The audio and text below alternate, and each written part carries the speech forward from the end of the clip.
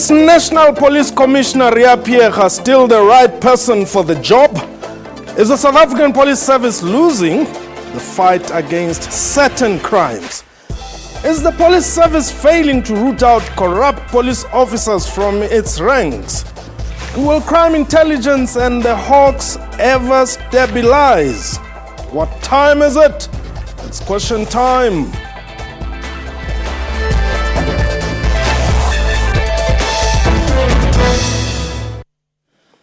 Hello and welcome to the show. My name is Mpho Tsedu.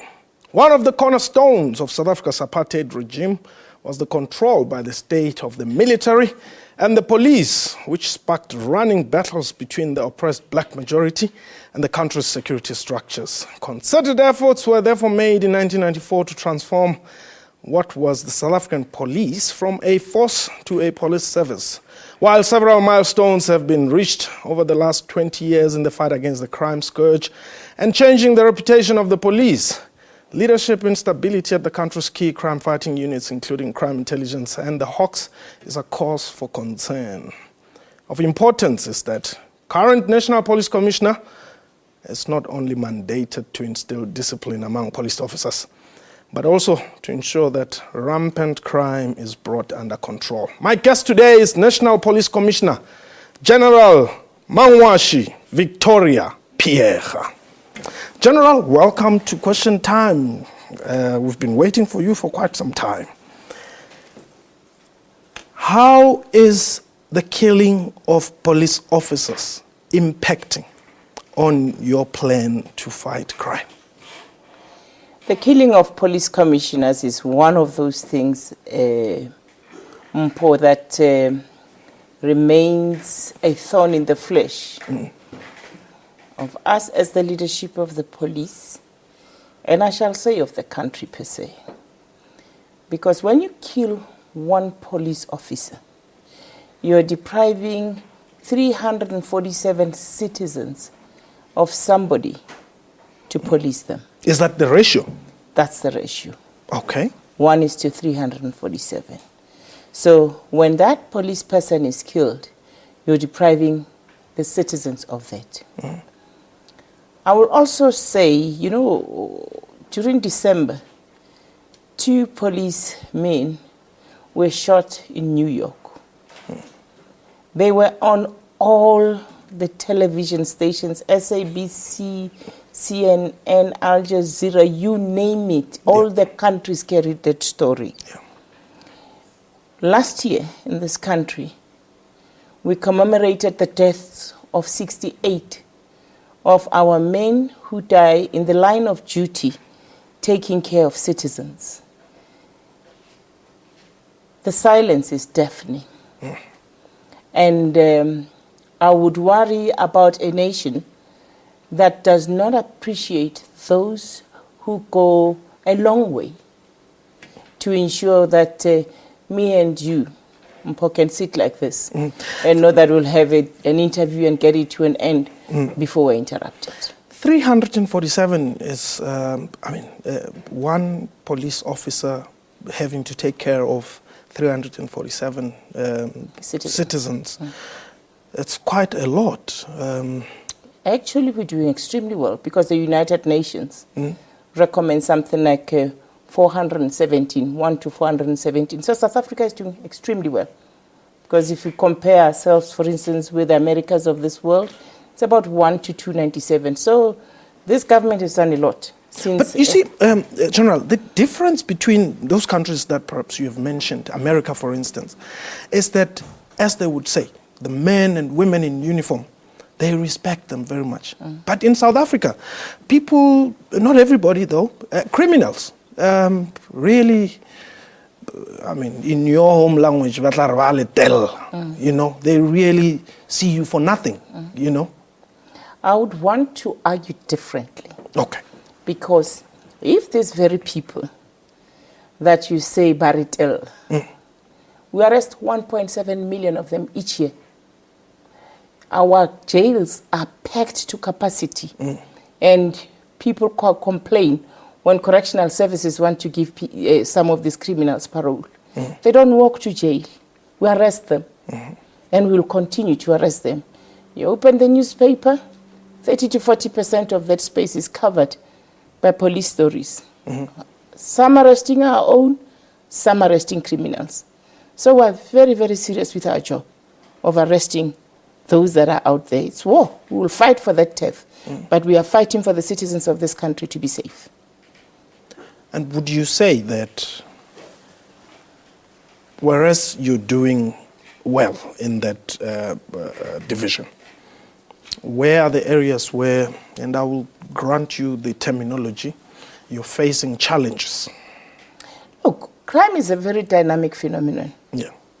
And we track 20 serious crimes as the police. 17 of those are the type of crimes where you as a citizen walk into our community service center, the old charge office as people used to call it, to report crime.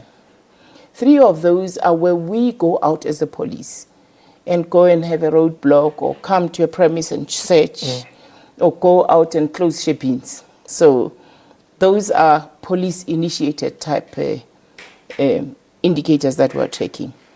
Of the 17, you have a number of categories. One of the areas that is very problematic is our contact crimes, where there is contact between the perpetrator and the victim.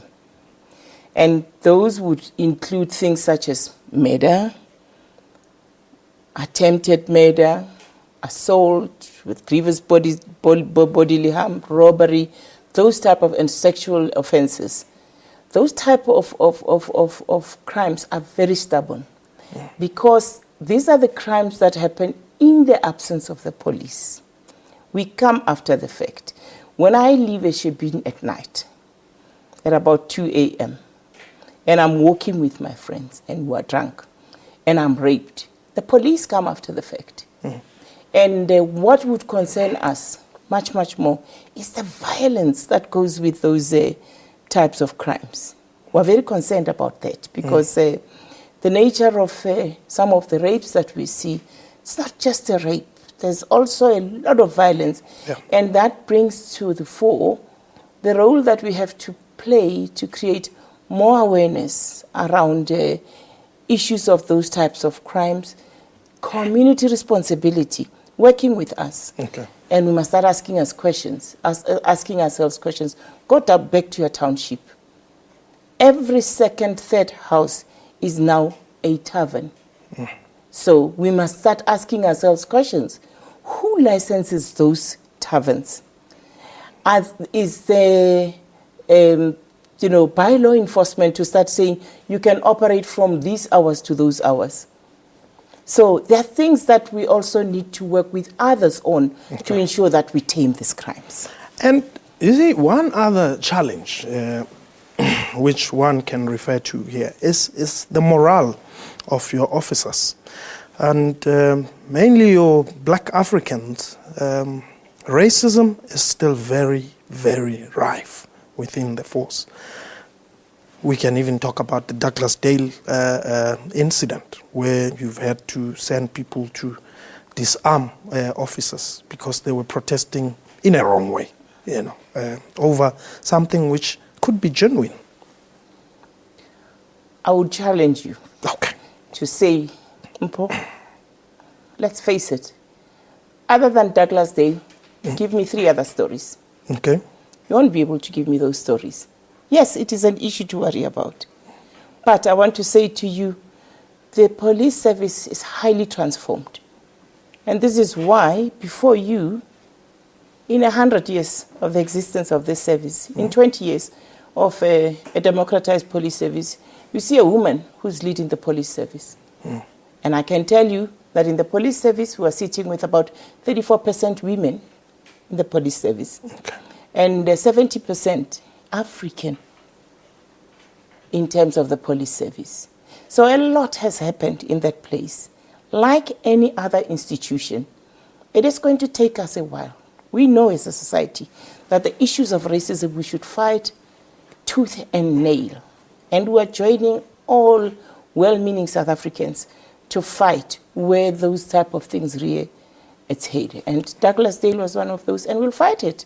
Okay, hold the thought there. When we return, I want to to give you a horn and you can just blow it. Tell us the good story from the SAPS. This is question time. Please don't go away.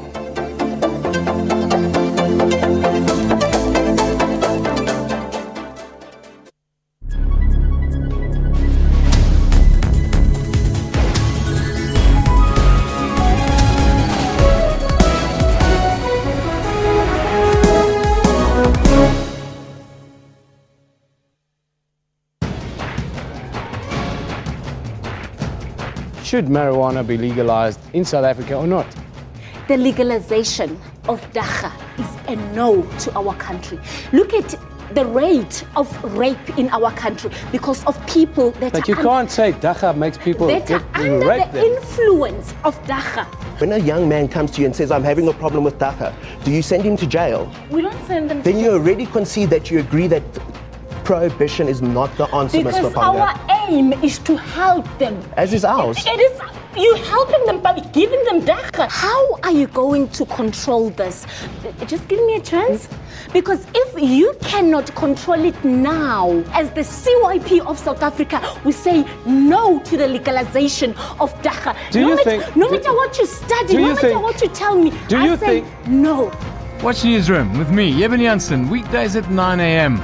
on the SABC News channel.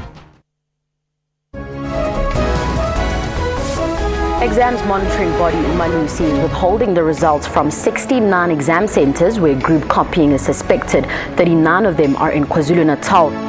This is the first time that the rollout of CAPS has reached grade 12, and that's why the assessment is being rolled out now. A slight recovery is expected this year with improving labour relations and gradually stronger exports.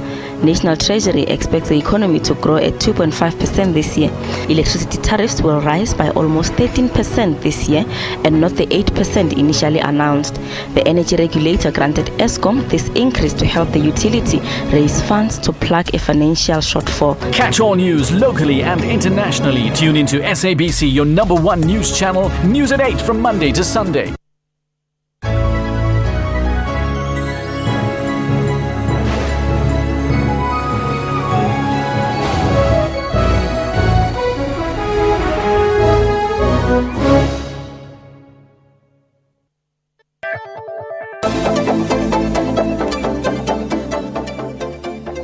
Welcome back. You're still watching Question Time. My guest today is the National Police Commissioner, General Riah Phiyega. Now, General, let's talk about the key achievements. I know you like to talk about the World Cup, the Cricket Cup, the BRICS summits, all those. Are those our high points, when it comes to the achievements of SAPS? The basket is quite full. Okay. And this is why you can pick up those that you know about. And, where we have such successes, we try to look at what is it that we've done well to maintain and what are the other things that we need to innovate and look into. Mm-hmm. A lot of what we've done now really is to start looking at modernizing the management of the police. Mm-hmm. We're doing a lot in that space. And one of the things I keep on saying to my colleagues is that leadership is a game changer. We're looking at what we should do to actually ensure that we enhance the capacity of our leadership in policing. Mm. And we are focusing quite a lot around issues of training. Okay. To look at how we sharpen, the capability of our leadership using such issues such as training. And in that space, I also want to add our modernized recruitment, because half the time everybody would be telling us that those that don't want to go anywhere would go to the police. Yes. We're doing a lot of work to recruit many young, fit, good candidates into our police. We have modernized our recruitment. It is community focused.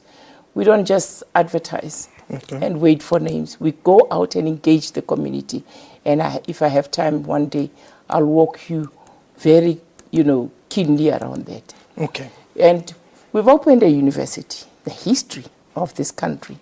We've opened the PAL Academy under the licensing of UNISA, where through UNISA licensing we're offering a Bachelor of Policing.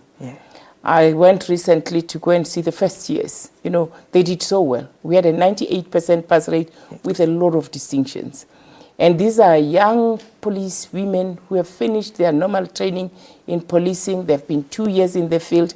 They are now in the university. You should see them. They are a pride and a joy to look into. But the fact of the matter, General, is that once they go to the service centers or police stations, they are going to be faced with a tradition or a culture where if they go out to arrest a suspect or criminals who are shooting at them and they shoot to kill one criminal, when they come back they have to write endless reports and statements without any support from station commanders. Poor constables have to now stand on their own trying to defend something which ordinarily the SAPS is supposed to take care of. Remember, and I'm going to answer you on a number of fronts. You're talking about the station commissioner and whether the station commissioner is there to support his team. Yes. And I'll talk about that. Okay. You're also talking about issues of accountability. For whatever we do, junior to the top, we are a highly prescripted profession. Okay. So accountability is key core. You need to be able to account for everything you do. And that is why we have a lot of SOPs, because you need to have a lot of independent thinking. You don't have a boss when you see criminals coming before you. Yes. You need to be able to say, I've read this situation, it's telling me this, I have to do the following. What do my SOPs tell me? So you need to be knowing all those things.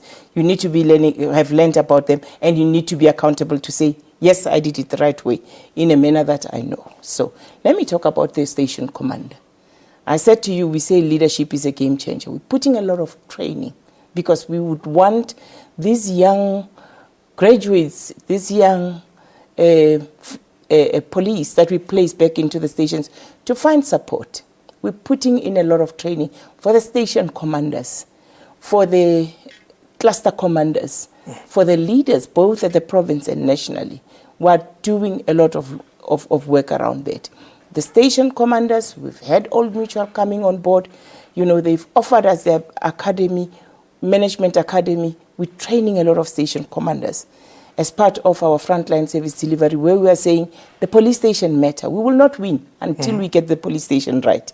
So we're doing that. For the police, for the cluster commanders, which are now your regional office of health or of education, we are having partnerships with the Belgians. We're training them through the University of Pretoria to look into their leadership capability, because they have to take care of 6-8 police stations to ensure that we do particular things.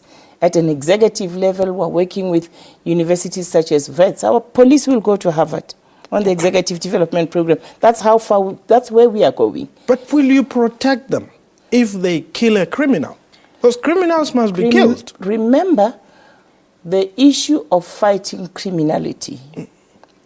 We're not saying police should go there and be tame and allow criminals to do as they please. They know how to do it. Okay. They have SOPs. They have laws. If a criminal shoots at a police person knows exactly what to do. And if they are wrong and they're just abusing their power and abusing their gun, they also know when they are wrong. Yeah. And this is why we have institutions such as IPID. Which we'll talk about anyway. Now, General Phiyega, do you think you will survive the Marikana Commission? It is not a question of surviving. First, let's start off by saying, as I talk to you, I'm almost 3 years, by the way. And a lot has been said. I've been fired, and I've been put in the street. I've been put everywhere. But all I can say to this nation is that my commitment is to work with the police to ensure that we have the best police service. Okay. Marikana was really, really unprecedented, I must say. Do you regret anything? And to any person, I think, whether it's me, whether it's the police, whether it's the community, whether it's whatever, it's a regrettable incident. Okay. That we know. And I am truly grateful for the fact that an independent commission was set up to allow all of us to put across our viewpoints, our understanding of what has happened. So as a police, we've had an opportunity. We fully cooperated. We put forward what we had done to run that operation. Okay. And we're waiting for that outcome. And I want to say, what is paramount in our minds, what we've started doing, is to look at the healing, the reconciliation. We've been in those communities. We're starting to work with those communities. The journey is long, and I'm looking forward that we can work together. Okay, hold the thought there. We're going to take a quick break. When we return, we'll wrap up the program. This is Question Time. Please don't go away.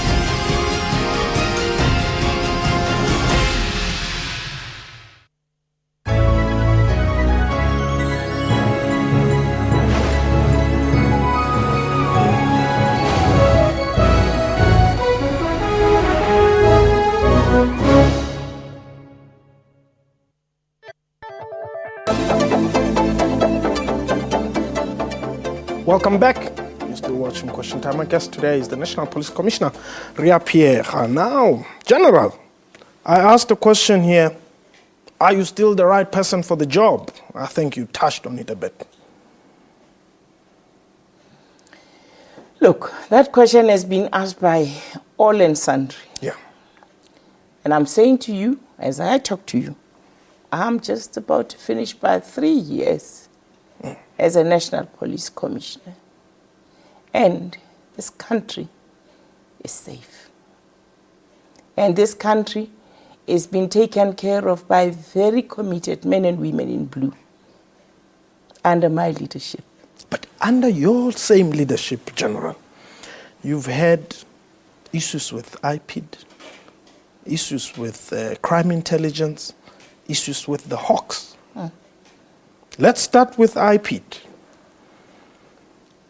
2 different reports regarding General Dramat. Where do you stand there? You know that the minister is handling that matter. Yes. And the minister will pronounce on those issues. Okay. And the investigations are at a tender stage. And I'm sure he will address those type of issues. Okay. I do believe that there is a position that he'll be able to put to the citizens of this country. Crime intelligence. Under your same leadership, you've got Richard Mdluli suspended, Ngobo suspended. There's currently an acting head. People are making fun that you're becoming Hollywood there in the SAPS. Everybody's acting. We're doing extremely well in our crime intelligence. And I can just take you quickly to the mall robberies that you had recently in December. Yeah. And within a week, a month and a half, they were a thing of the past. Okay. And it is purely because we had an intelligence-led intervention in those areas. They tried to rear their head in the other provinces, but because our intelligence was now on top of the issue, we're able to deal with it. And I must say, tell me about this. The Richard Mdluli story actually precedes my life, my being in office, in SAPS. And I want to say to you, tell me a new story about crime intelligence, other than the successes that they've had. You don't. Ngobo is your casualty. Of course, because Ngobo, the issues, that there are issues there, and I think we will soon be getting elsewhere. And we corrected that space. Dr. Zulu is doing extremely well with the team. And I want to say to you that crime intelligence has never been at its best. And I look at their pipeline and I look at their project, pipeline, I'm very impressed. We're doing a lot. In terms of crime intelligence, we have filled a lot of posts in the provinces and all that. And I can say to South Africans, South Africa is destined for good things. Ngobo believes that you actually are dealing with him because he happened to get on the provincial head, Lamour, in the Western Cape's matter, where you were recorded having a conversation, tipping him off that, you see now, I'm not going to be protecting you on these things. I'll start right at the end where you ended. Yeah. If I was wrong, there would have been prosecution. There is no prosecution. Neither did IPT find anything wrong. They are on record, not me. Yeah. They are on record saying they didn't find anything to prosecute me on. And that's another story that I will write in my book. Did you have a conversation with Provincial Commissioner Lamour about that matter? That conversation, if I had it, I would have been in jail at this point in time. If it was anything that is criminal, I would have been in jail. And the law enforcement agencies had an opportunity to look through everything, my statements, to question me, to whatever. They could not prosecute me. And it's public knowledge. I will write, when I finish in the police, read my book. Okay. When are you finishing? I have a 5-year term. Okay. What will cut it short? If I don't do my job, but if I do my job, nothing will cut it short. Okay. Have you spoken to the president about resigning? Not at all. I'm not about to. I'm here to serve the nation.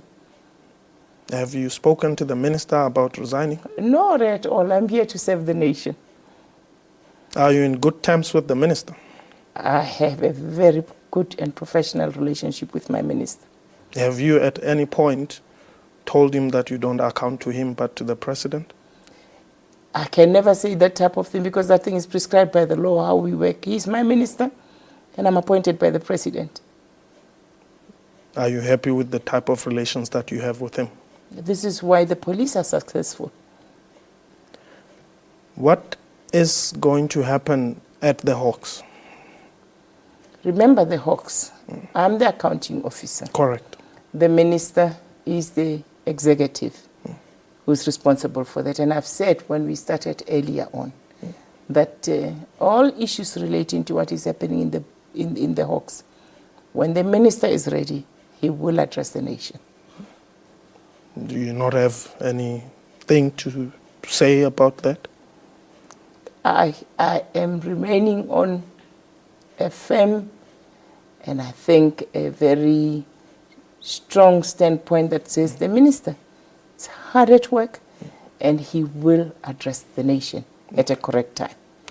What is happening to Tate Zuma's case, the one-day provincial commissioner? We are looking into that matter. There are definitely other processes, internal processes that are taking place. Okay. So that also is. But Zuma is at work. He's working for the police service in our border management environment.